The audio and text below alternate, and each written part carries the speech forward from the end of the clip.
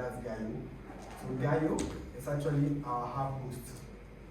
So they are just hosting us because they are legally registered organization here in Ghana. But then yes, the Citizens Initiative is a multi-cities portfolio. So we have the Citizens Initiative in Nairobi, we have it in upcoming Kampala, upcoming Johannesburg, upcoming Bogota, somewhere in Colombia. So yes, it's a multi-cities portfolio. But then Accra, Lagos, we are the pioneers of this whole initiative. Yeah, I'm still trying to delay the presentation to waste time so that other people can enjoy, but then I'll just have to move on. So what do we actually do? What's our mission? So as I said, it is a broad initiative. You can see that there is UrbanBetter and there is UrbanBetter Citizens. Now, UrbanBetter is the general organization. It's a core team on its own. And under UrbanBetter, we actually have 3 different pillars. The citizens pillar, the academy pillar, and then the Onietao pillar, which is more of like a consulting firm. But then we are all gathered here today under the citizens pillar. But then this mission in general is the mission of UrbanBetter at large. That is to accelerate healthy, sustainable development in cities worldwide. So that's what we are doing. That's what we encapsulate. Everything that we are doing is built under this particular mission. So,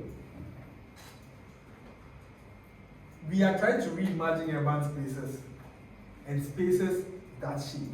It's quite sort of like a metaphorical statement, but then we are reimagining urban places and spaces that shape. More of like making a difference, impacting, creating change. So, under this, you can actually see we have the air we breathe, the ways we move, and the food we eat. This is actually like the whole ground base of the activities we are trying to undertake and the interactions we are having both at the community level and at the general policy making level as well. So if I say the air we breathe, what do I mean? So air pollution impacts climate change by increasing greenhouse gas emissions. So directly or indirectly, the air we breathe actually impacts health. That's why if you ever joined us for our initiative, this whole air quality initiative is quite central to what we are doing. Even though generally it's more of urban sustainability. We also have the ways we move, transport, not just how we walk, but then the modes of transport as well, from cars to aviation to bicycles. All these modes of transport have an impact on the environment we actually live. And urban development with green infrastructure, supportive of walking, supportive of cycling, with safe, accessible public spaces can improve health and climate resilience, right? All under the mission I actually said earlier, or spoke earlier about. And then also the food we eat, that's greater access to fruits and vegetables, and the production of consumption of processed foods. Climate resilient food environments can also reduce threats to habitats and biodiversity. So these are some of the things we actually central on, right? So if you realize, if you've ever joined some of our initiatives, majority of what we actually give as refreshments, it's not health alarming foods like soda-based and all that. Also, you realize that we do a lot of air quality discussions because we are more focused on the air we breathe and the way we move. Using walking or physical activity as a mode to raise awareness about a particular topic. So if you've ever joined the Citizens Initiative, you probably understand what I'm saying. And whatever that we're actually doing actually falls part of these 3 different categories you're seeing here. So as I said earlier, UrbanBetter in general, but probably this slide should have come earlier, in general. So I said there is 3 other pillars. That's only a town and academy, but that's none of our business. This is actually our business. And what do we actually do? So you can see here, there's a writing here, engagement. Along the line, you get to see the precision advocacy model and what we actually, how we actually apply that in real life. But then, this is the Citizens Initiative. This is what we care about. This is why we are all gathered here today. So, this Citizens Initiative, what is it? UrbanBetter Accra Citizens Hub, UrbanBetter Nairobi Citizens Hub, UrbanBetter blah blah blah Citizens Hub. But there's always citizens. If you are part of our WhatsApp platform, you actually see UrbanBetter Lagos Citizens Hub. What is citizens? And why is citizens in this clause this way? Because I know it's not supposed to be spelled like this, but citizens. Yeah. It's not a typo. So we have precision advocacy, which is a global-led movement using physical activity and citizen science to increase demand for healthy spaces and enhance participation of young people in decisions that shape the future of cities. Am I talking too much? No. Yeah. Is it reasonable? Yes. You get it? Yeah. Yes. I mean, you have to act this along the line. Because we all have different ways we absorb information. So yes, I think this has been mentioned earlier, but this is also another important thing I want to touch on. So if you can see on this young gentleman's table, we have this little tech we've actually been working with. Yes. So this is one of the major tools we actually use to work. That's the sensor. You have all probably, some of you have seen this before, others haven't, but this is what we actually work with. And this is not just for decoration, but it is also to equip and connect you people. Because if you are advocating for a particular cause, you have to be equipped. You have all taken the training, that's why you are here. Even if you are not done, you have made effort to get to a certain point, that's why you have been invited here today. And so yes, this is to help equip you to what you actually want to do, or what we'll be doing together as a team. Also connect the movement of youth citizen scientists for healthy sustainable cities. If you check the WhatsApp platform that you are on, you realize that it's not just Accra, there are other cities on it. That is a network for you. It's up to you to engage, it's up to you to reach out to someone there. If you are traveling to Nairobi, you can use that platform as a networking platform to meet somebody new there, to meet somebody that can actually help you there, to meet someone that can help you collaborate there. So this is what we mean by networking. Like if we say not just a movement, but then a global movement, right? And a network for building sustainable and healthy cities in the world, but then we are pioneering from Africa. Yes.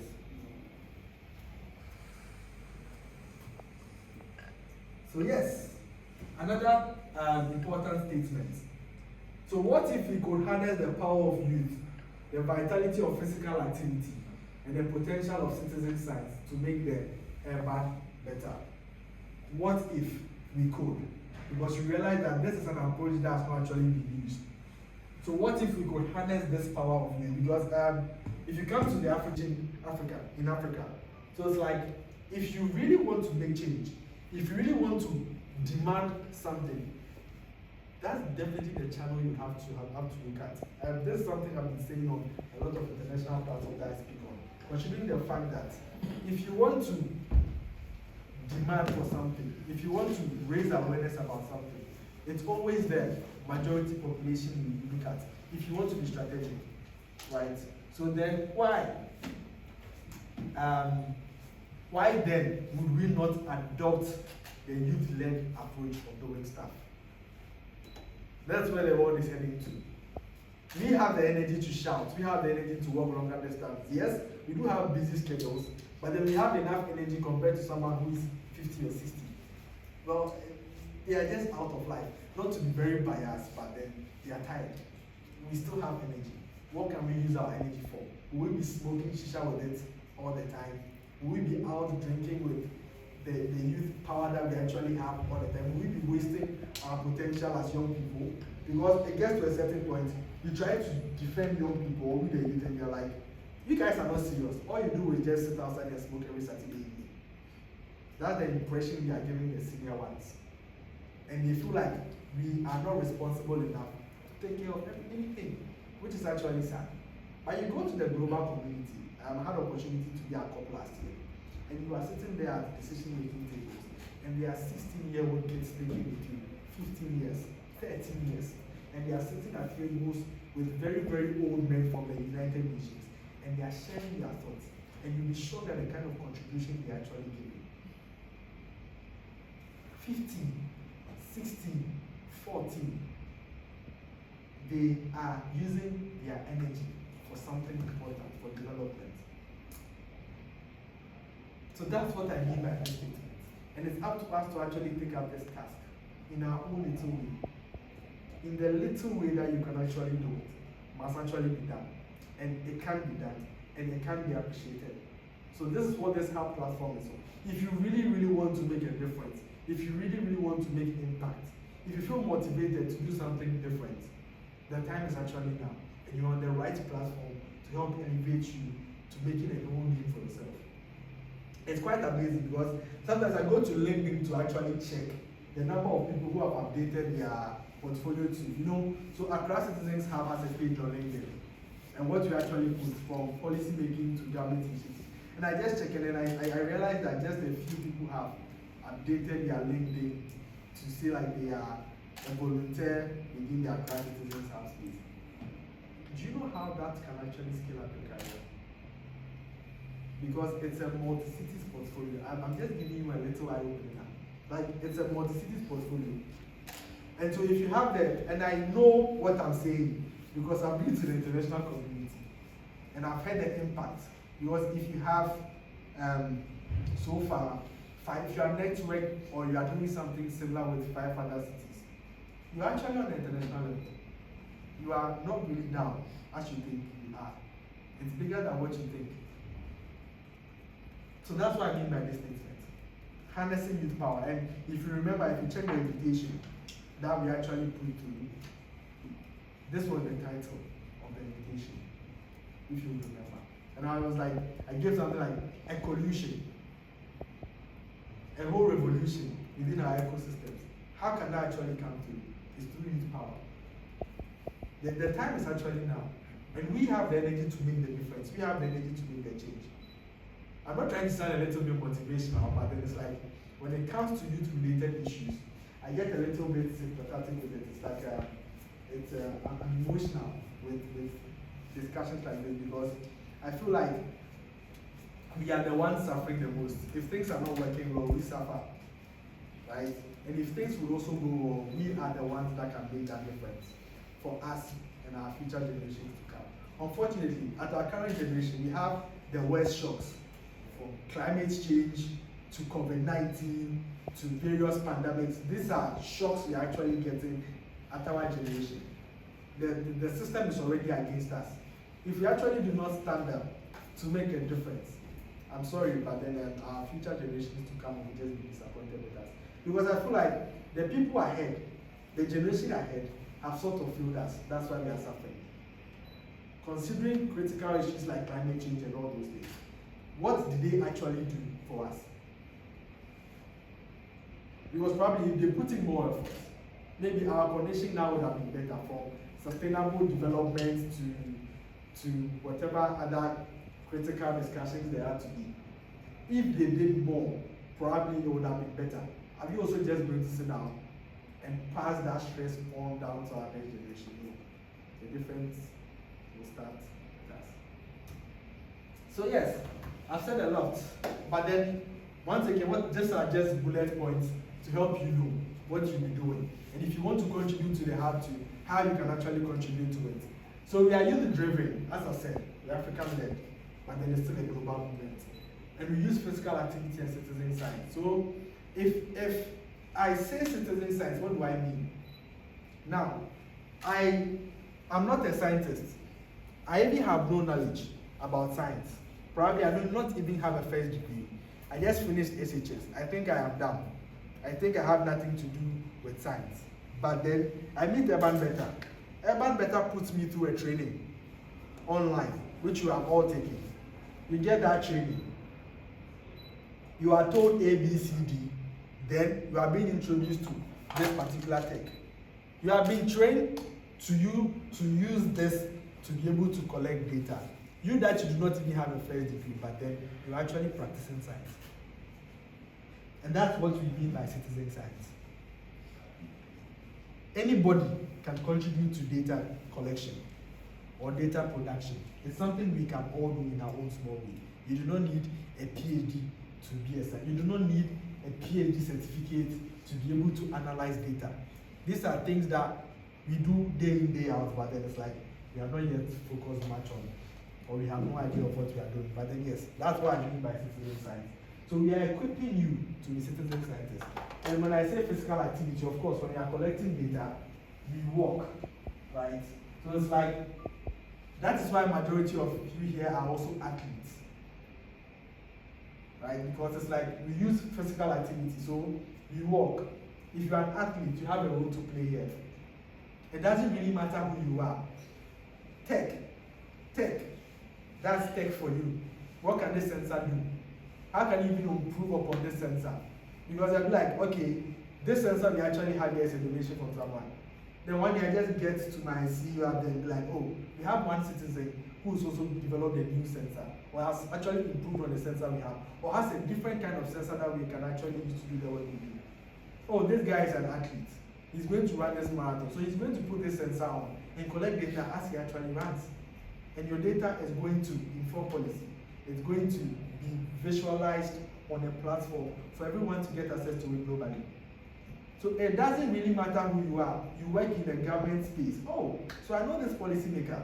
I know probably Dr. Benefo from EPA. I think this particular data we collected in this area, he has to know about it. So I can give you access for you to give a presentation to him.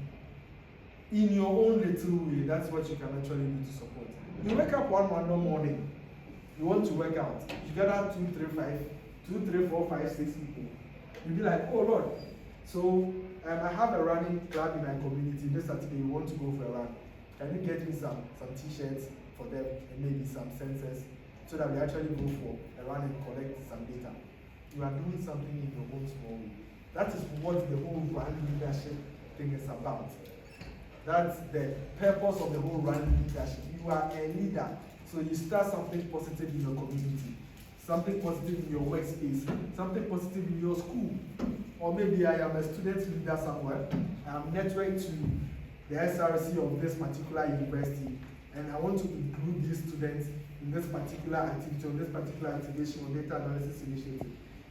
It's up to you to take up the task. So that was the purpose of the training you actually took. It wasn't for jokes. I mean, now you can testify the fact that it wasn't for jokes. Because yeah, it's some serious thing. And it's something you can actually use to grow yourself personally. I know what I'm saying. I really do know what I'm saying. Okay, so what do? We focus on urban places and spaces that shape, as I said, the air we breathe, how we move, and the food we eat. Also, we aim to increase demand. That's why we engage in a lot of campaigns. So we do not just collect the data, but then we tend to broadcast what we found. Not just campaigns, sometimes community engagements are large. So it's all in the aim of increasing demand. Because if it wasn't for this whole citizens initiative and this air quality topic, I don't even know I would even care. I mean, air quality, who really care? Does it really matter? If this structure is passing by with fumes, okay, nobody cares. But then what are we doing now? We are increasing demand. Through LinkedIn, we are getting likes. Our social media pages are growing. They see us with our t-shirts by the roadside. They'll be like, who are these people? What are they doing? What are they holding? Run Accra, they will go online to check. Raising demand. Visiting this policy maker at this particular office. Letting him know what we are doing. We are increasing demand. You should be sitting in a public policy meeting space and then you'll be like, so these young kids brought me this policy brief some other time. They said something like this, which I think you are increasing demand. So yes, this is actually how we operate. You have also seen this probably within the training. And this is what guides our operations. This is the heartbeat of what we actually do as a hub. So, as a run leader, you design activations. If I say activation, I mean data collection. You analyze your data. You do not just keep that data on your table. You develop key messages from what you found. You organize a campaign with that data that you actually got. It just doesn't end there. You develop a policy brief for policymakers. just to meet up this three focal points of the citizens initiative. So, you design an activation. So if I say you design activation, what do I mean? So, one random morning, me myself, let me use me myself. I wake up and I realize that maybe my community is foggy, one. Or maybe I realize that I've been having a recurring respiratory issue. Throat aches, coughing, sneezing. Or maybe I realize that anytime I walk past this particular place or this particular locality, I get this respiratory related issues. Or it's like I randomly go online to check what are actually happening in communities, and I realize that majority of people in this particular area or there are particular recorded health related issues about coughing or respiratory related stuff. Or maybe as a young academic, you go there and you realize that there are some sensors placed in somewhere around the zoo, and then the spikes are always high. The question you ask yourself is, what is actually happening there? You are an athlete, you realize that anytime you go for this particular marathon, you realize that your performance is actually low as compared to some other marathons in certain localities. You have to think. It doesn't really, is it thinking doesn't really, you don't need a certificate to think. It's something you have. Elon Musk, all those great men sitting out there, none of them have a PhD. But then they are still who they are. Yeah, I mean, it's just to make you competitive. But as a citizen scientist, it's you contributing to data collection and data analysis. It's something anybody can do, and that's why we are here as a hub, to give you that platform and also equip you to be able to do that. So after you just think of the problem yourself, you're like, okay, now I want to mobilize certain people for us to go collect the data. So what do you use to collect the data? You use a sensor, which we have here. It can actually be borrowed, right? You can borrow the sensor and you can use it for your stuff and then you bring it back. Now we are not dashing sensors out. You have limited stock. So you use your sensor and you mobilize people. So you're an athlete. Okay, so guys, I feel like I've been getting this particular issue. Are you also getting the same issue as well? Okay, then I think that let's go find out what the problem is, right? Or maybe in this particular community, your own sister says that she's also feeling the same issue. You're like, okay, let's go collect this data. Or you have a social club within your community, a social running club within your community. You're like, this route that we actually use to jog every morning, do you actually think it's healthy for us? It's like you are thinking that you are running to improve upon your health condition, but you are inhaling fumes that's actually worsening your condition. So let's go collect data just to see if the route will actually be good. So you use your sensor, you collect that data. Then, after you collect the data, there's a data visualization platform where you see what you've actually collected. So that's where the data analysis comes in. So there's a framework for the data analysis. That's the show class framework that we actually use. You should be exposed to that in the training already. But immediately we are done with this meeting, I will reply all the emails with all these packs, just for you to know how it is and how you can go about it yourself. So yes, and how the data analysis can actually go. And data analysis is data analysis. It's something that can be done online, or maybe you can always reach out to me that you have actually collected data at this particular point. You are interested in organizing a data analysis session. You bring in anyone, a citizen science, anyone. Share the training link to your networks. Let them also take it. Let them join the movement. Let them join the hub. So it's just the movement we are just building. It's not just for you to sit on. It's something we are trying to harness. So you undergo your data analysis, you review the data. So when you are done with that, this data shouldn't actually sit with you. Why? Because probably what you are experiencing could be from also another community or in your own community.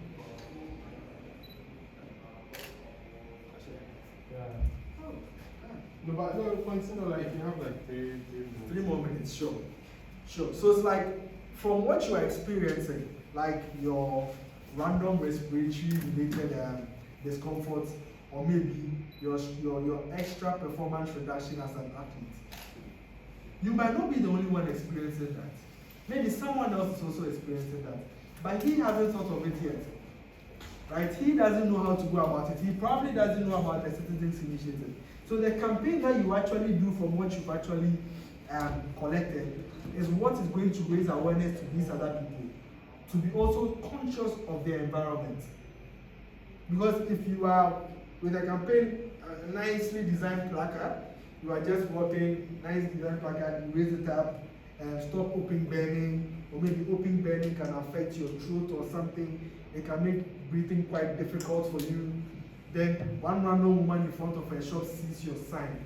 You think you are just walking around with a poster, but people are actually walking. She's like, oh really? So could this be the reason why I've been feeling throat aches every morning? Because I burn my leaves. Anytime I sweep my house, I burn it every morning and then inhale all the smoke. Could that be the reason? You have raised awareness about the initiative, right? So basically that's it. And then after your campaign, we have a policy brief that we actually develop. Once again, it is not supposed to just end there. Policymakers must know what's actually going on, what's happening. Because you are trying to influence policy, and if there will be any real-time change, you cannot do without policymakers. They have to know, right? They have to know what's happening on the ground to be able to think for us and help us make that change we want. It's something they can't do alone, so we have to support them. So yes, moving on.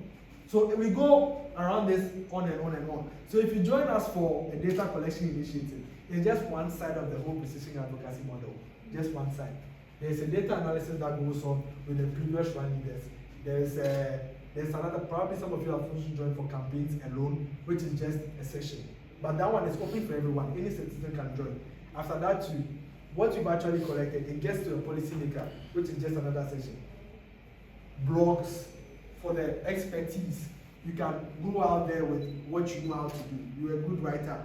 You can always put up a very nice story for a blog on what you experience in your daily life, right? So I have limited time, I have to do one. So yes, actually, me explaining the precision advocacy model has, it has executed all this, but then I just want you to know that this hub can also be hosted in another city. It's not just in Accra. So if you have a friend who owns an NGO somewhere, and you think he has you'll be interested to host a hub in Kumasi, in Tamale, in Ho. Now there's a hub in Accra, so you cannot do that. You can always reach out to me, or go to our website and find it out yourself, and you know the right path to actually go. Yeah. So currently we have more than 200 citizens on the WhatsApp platform, you can see that. And then now you guys are run leaders. We have just runners. Some people do not want to take the training. They just want to join us work. They do not want to analyze it, and it doesn't matter. They can always show up for anything you are doing. Now that you are a run leader, you will now be organizing something. In any little support that you actually want, I can actually help you do that. But you can always organize something. You can use this particular model to organize something. Understand the model, and you can start something up on your own.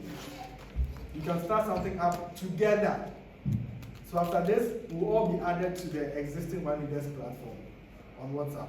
You realize that there's a Crown One Leaders platform, but then if you request access to join, you are not given access. Now that you've completed the training, you'll be given access to join. It's me, I'm the one that's rejecting all this. It's fine. Okay, so that was just, and then to know, so Green Africa Internationalization is the ones hosting our hub. We'll be having a presentation from our hub contact, Mr. Jacob Johnson Atakpa, who has been very fundamental to this hub initiative that we are running here. So he carries another side of the stress. I don't want to go there, but anything you're actually seeing here today, it's Gaio, right? They are actually, as I said, we are not an organization, we are just a hub.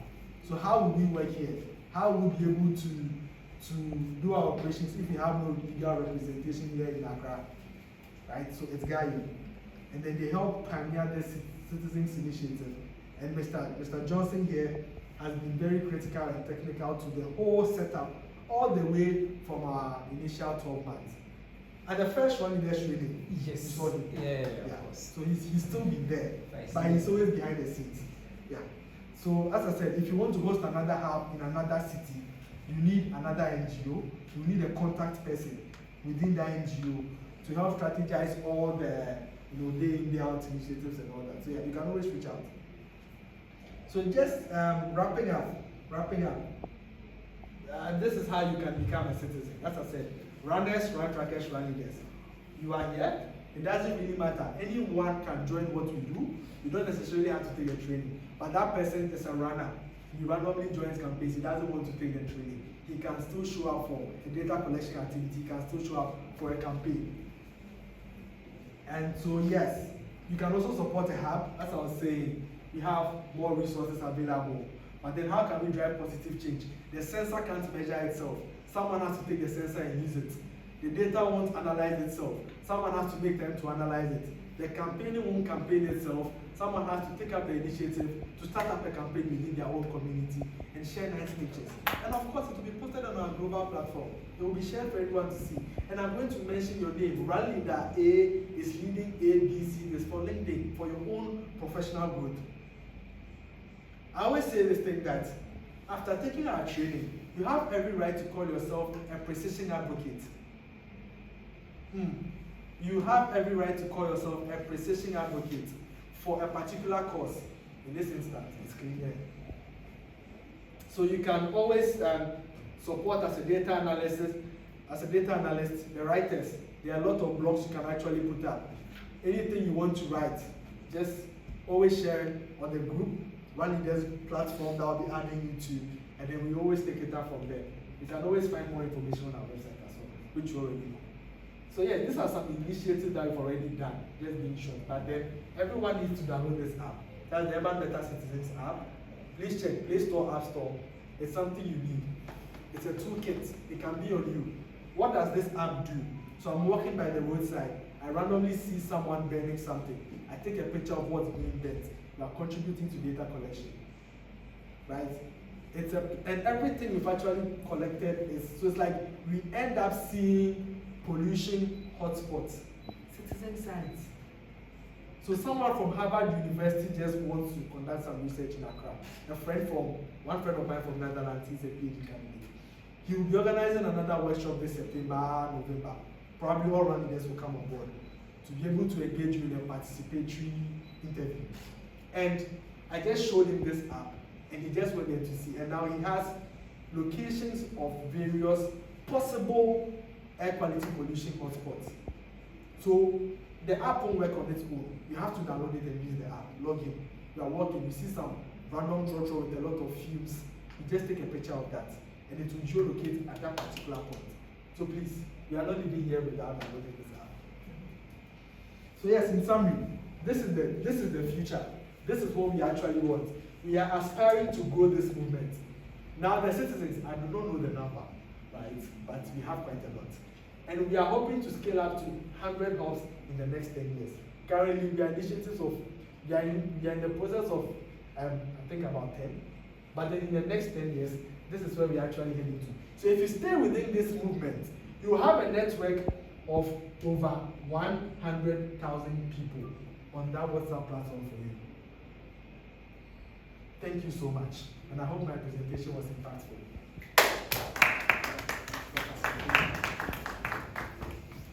Shall we give it back to you?